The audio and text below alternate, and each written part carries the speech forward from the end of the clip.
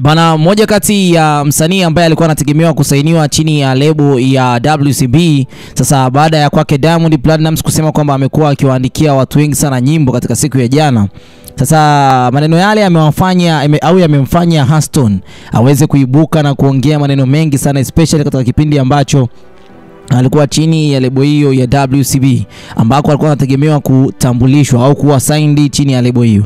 Sasa ameandika hivi: kumekuwa na taarifa zinazosambaa kwa jamii zenye lengo la kunichafua na kunionyesha kama vile ni mtovu wa nidhamu, mtu niliokosa subra, mvumilivu na kunitengenezea mazingira ya kuonesha kwa jamii mimi ndiye nimewakosea.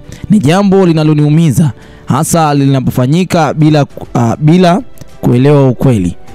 Bila kuelewa ukweli wa mambo, lakini nimesimama imara nikiwa na imani kuwa ukweli ujitokeza muda wote.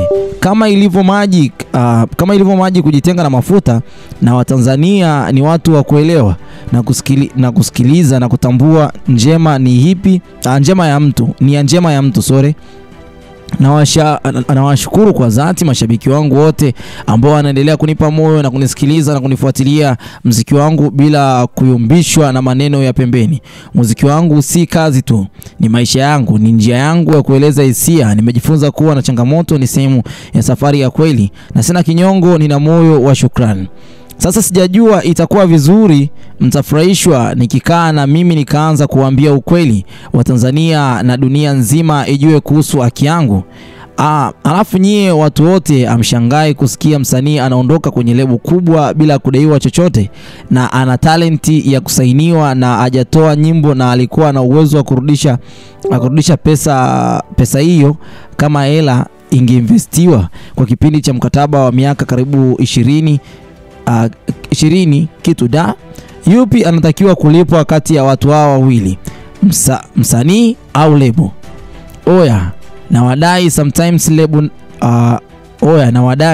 sometimes lebo nazo kisheria zina haki ya kudaiwa kwa mengi, hata kunipotezea muda na ratiba zake, sababu hujui hadi mimi na saini na wewe nilisha cancel dili za kuninginiza hela ngapi zenye faida, mzee Diamond Platnumz, hadi nikajiunga na wewe pasipo faida ya kupata hata manufaa ya aina yoyote.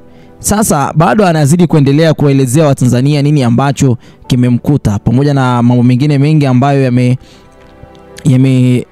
yamewahi kutokea. Ameandika hivi: just imagine nilikaa nasubiri kwa kipindi cha muda wa miaka 3 isiyokuwa na faida hapo Wasafi, zaidi ya kuwanufaisha nyie tu visokoro. Yeye amesema kwamba wanaitwa visokoro, na kinachoniuma zaidi mwisho wa siku, hata nilipoona inachosha na inatosha, baada ya kuona mnavunja mkataba wenu wenyewe kwa kukiuka kuvisahau vipengele vilivyokuwepo kwenye mikataba hapo WCB.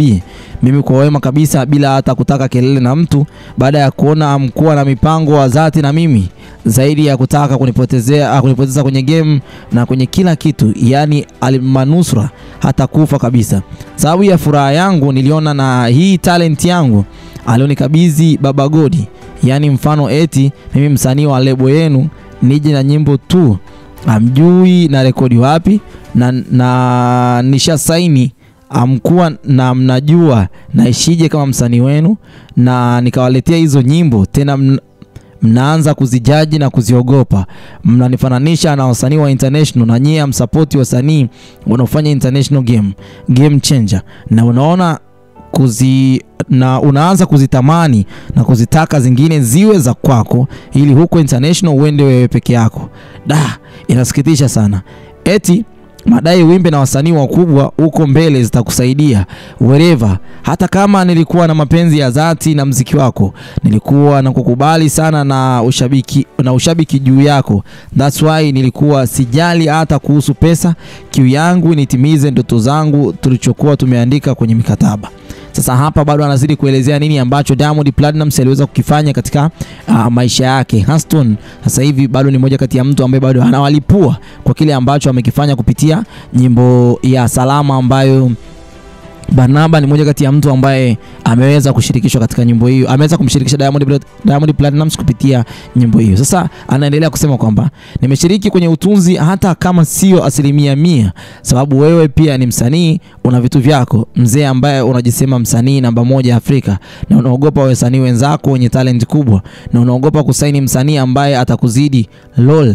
Na ndio maana hata ukigombana na hao waliokuwa wasanii wako, walipoanza kuonyesha tu juhudi zao na ukubwa wao katika kazi na mafanikio yao, yani kimaanisha kwamba kimuziki, na ndio maana mpaka leo unasaini visanii ambavyo vitarembua tu, na ukiamini hata afanye nini huyo msanii au aimbe vipi hawezi kukuzidi, na international hatopata sokongo.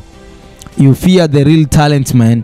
Na baadhi ya nyimbo ambazo zinakusaidia wewe pamoja na wasanii wako ambao hadi leo vinawaingizia pesa na sijawahi pata hata 100 yake, mfano kama nyimbo ongeza, naanzaje, lakini Kanyaga, Street Love featuring YG, Zuchu featuring Joy Boy, Nobody, Sugua featuring Juxi na nyinginezo nyingi sana.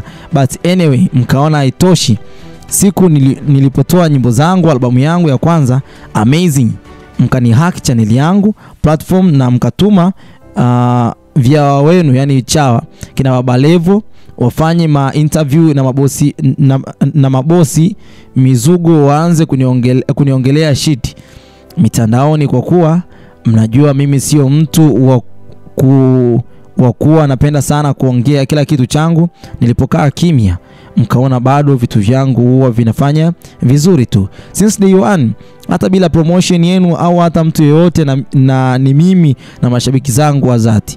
Toka natoa nyimbo yangu ya kwanza Yokote, na ndo mkaniita hapo kwenye lebo yenu bila kuwa na malengo sahihi na talent yangu. Siwezi kumlaumu Mama Dangote kama mzazi. Asante mama, love you kwa mapenzi yake kwa mtoto, na kuona naweza nikasapotiwa na familia yake, sababu isingekuwa ngumu hivyo. Aliona mimi pia nilimpoteza mama yangu tangu nikiwa mdogo sana, na sikupata hata kufaidi, yani kufaidi, anajaribu kuangalia kusema kwamba akufanikiwa hata kufaidi kile ambacho kilikuwa kwa wazazi wake. Pamoja na haya yote ambayo basi Aston amezidi basi kuyaongelea, rest in peace my mom. Basi Aston anaonekana waziwazi kabisa kwamba hapa amejaribu kuinua mapanga na kuonyesha nini ambacho kinaendelea nyuma ya lebo hiyo.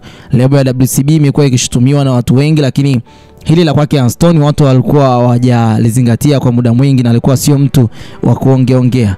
Mimi binafsi sikutegemea kwamba Aston atakuja hata siku moja aongelee jambo hili, na ukweli ni kwamba inaonekana kwamba Diamond Platnumz katika jambo hili hapa ana makosa, kwa sababu waliweza kupoteza muda wa kijana wa watu kwa almost miaka 3, na Mwamba akaja akaishia tu kuondoka katika lebo bila hata mipangilio ya aina yoyote ile, ambayo kwa hivi sasa tukijaribu kufuatilia, Mwamba anafanya muziki wake mwenyewe. Kwanza kabisa wakaenda wakahaki account yake, nyimbo tena wakawa wanazitamani, amefanya uandishi tofauti.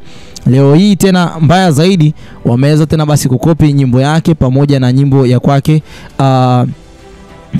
pamoja na nyimbo ya kwake yeye na Aslay ambayo ilitoka Januari 25, 2025, lakini pia wenyewe wamekuja kuachia nyimbo hiyo pamoja na melody zile Diamond Platnumz kapita nayo mule. Hii ni ishara kwamba kuna kitu ambacho hakiko sawa. Na kama kuna kitu hakiko sawa kwake, Aston ameandika kwamba hivi sana naweza nikawa kati ya wasanii wako pendwa ambao unawasikiliza kila siku katika playlist yako, lakini natamani huko kusikiliza kwako ufichue kilichopo moyoni mwako, na kwamba unapenda na unatamani kuona siku moja hiki kipaji kinafika sehemu ya support ya kwako. Aidha sio ya kwako, lakini sio kwa kuniwekea jealous namna hii kwamba